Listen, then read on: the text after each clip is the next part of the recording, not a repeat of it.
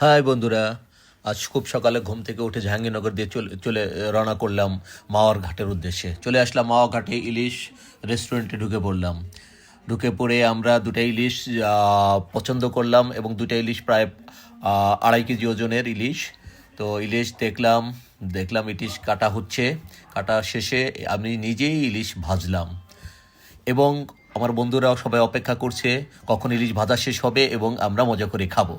যাক, ইলিশ ভাজা শেষ, এখন আমরা মজা করে খাচ্ছি।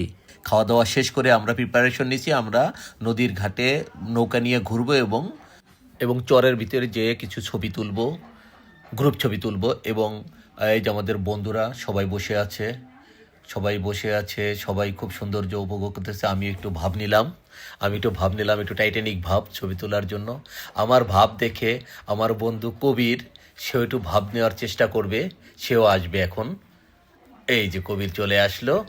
এখন আমরা এই মাঠে এই চরে নামলাম, চরে নেমে কিছু ছবি তুললাম, গ্রুপ ছবি তুললাম এবং আমাদের বন্ধু শামীম টাটা দিয়ে আমাদের এই সংক্ষিপ্ত ব্লগ শেষ করলো। ধন্যবাদ বন্ধু।